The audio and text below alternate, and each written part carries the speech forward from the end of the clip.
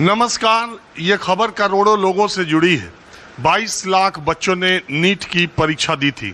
NEET जिसके जरिए डॉक्टरी की पढ़ाई करने के लिए देश के प्राइवेट इंजीनियरिंग कॉलेज में, प्राइवेट मेडिकल कॉलेज में, सरकारी मेडिकल कॉलेजेस में एग्ज़ाम होता है। MBBS, BUMS, BHSM, BHMS और BDS, ये तमाम कोर्सेज नीट के जरिए बच्चे जाते हैं क्वालिफाई करने के बाद। लेकिन 2 साल पहले भी नीट की परीक्षा के बारे में और उससे पहले भी ये बातें आई कि इस परीक्षा का प्रश्न पत्र लीक होता है। इस बार 3 मई को परीक्षा हुई, उसके 2 दिन पहले ही राजस्थान के अलग अलग जिलों में ये पेपर एक क्वेश्चन बैंक के तौर पर इधर उधर सर्कुलेट हो रहा था।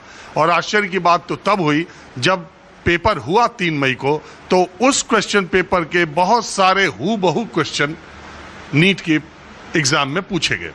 राजस्थान के जो SOG है उसको शिकायत की गई।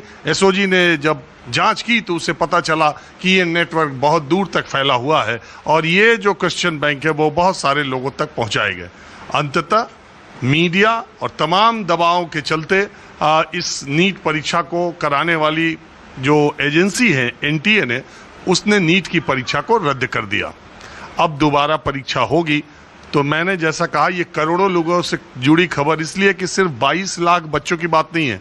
एक बच्चे से कम 5 लोग जुड़े रहते हैं और आने वाली पीढ़ियां, ये बच्चे, मैं कोचिंग संस्थान में आया हूं, आनंद मणि रेजिडेंशियल कोचिंग ये है। यहाँ पर नीट और IIT JEE की तैयारी कराई जाती है। ये रेजिडेंशियल कोचिंग है, यहीं पर बच्चे रहते हैं, यहीं पर पढ़ते हैं।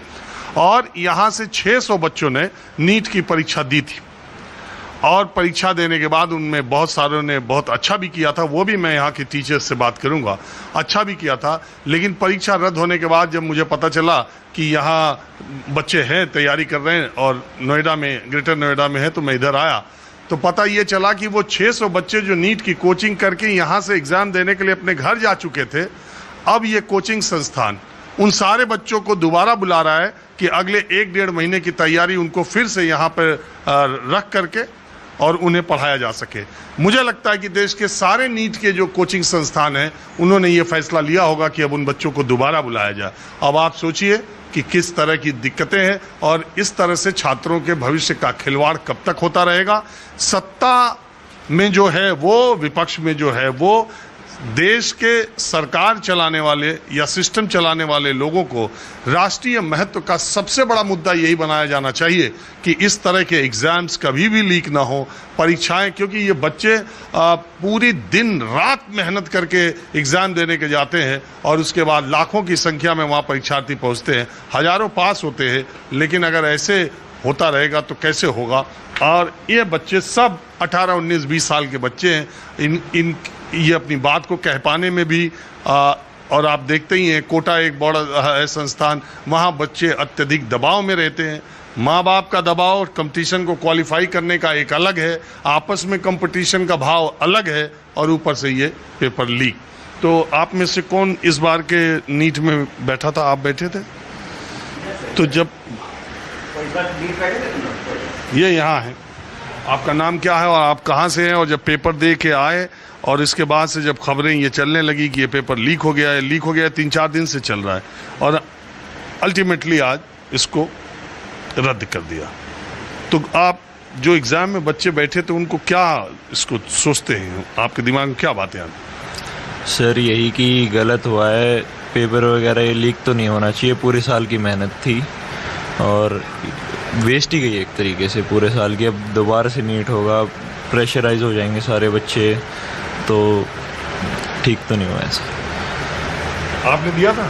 जी सर। आप बताएं। बस मैंने भी दिया था, तो मेरे सेंटर पे भी ऐसा ही हुआ था कुछ। मतलब इन्विजिलेटर जो थे वो उन्होंने मतलब 3 वार्निंग वगैरह बहुत लेट से दिया। जैसे बच्चे वगैरह कुछ होते ना कि इधर उधर देखना, हाँ। तो वो लोग मतलब देखते थे, फिर मतलब होता है कि वार्निंग देना, वो मतलब 3 मरते 2 मरते देखे तो ऐसा हुआ था। हाँ?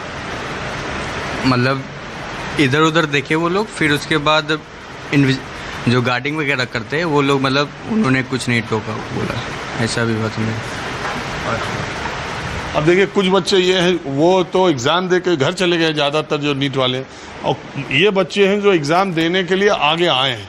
इन बच्चों के दिमाग में कि जब पेपर ऐसे ही आउट होता है, अब जैसे बच्चियां हैं, आप लोग कहाँ से आई हैं? यूपी। तो बताओ आप क्या सोचती हो? मतलब गलत हुआ है ये तो, ऐसा नहीं होना चाहिए था। इतनी मेहनत करते हैं तो सब कुछ होता है, फिर भी लास्ट में जाके जब यही सब मिलता है, यही सब होता है, तो बहुत लाइक हर्ट होता है। आप बताओ।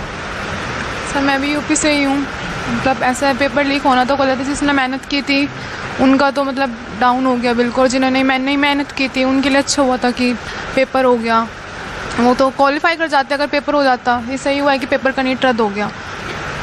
और एक डर हमेशा बना रहता है, आप एग्ज़ाम देने जाते हैं कि पता चला हम तो तैयारी करके आए हैं और बगल वाले को पेपर मिल गया, पता नहीं लीक है कि नहीं है। ये भी तो एक प्रेशर बहुत ज़्यादा है। सर तो ये अच्छा हुआ ना कि नीट का पेपर रद्द हो गया। अब जिन्होंने वही क्वेश्चन किए थे उन्होंने इतनी मेहनत नहीं की थी, लेकिन जिन्होंने मेहनत की थी वो दोबारा पेपर देंगे तो वो तो फिर भी क्लियर कर लेंगे, लेकिन जिन्होंने पेपर देख के अटेम्प्ट किया वो नहीं कर पाएंगे, तो कंपटीशन कम हो गया उनके लिए। आप भी कुछ बोलना चाहते हैं?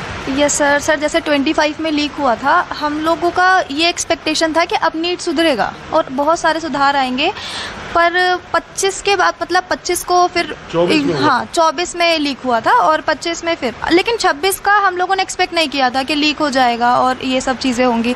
तो सर हम लोग जैसे 27 का पेपर देने वाले हैं, तो फिर हम लोग कैसे भरोसा करें एनटीए पर कि अच्छा होगा पेपर या फिर कैसा होगा, क्योंकि फिर कुछ फ़र्क नहीं रहेगा ना हमारे और उन बच्चों के बीच में जो पढ़ के पेपर दे रहे हैं और जो सिर्फ लीक से पेपर दे रहे हैं। तो सर ये सब चीज़ें बदलनी चाहिए और ठीक होना चाहिए।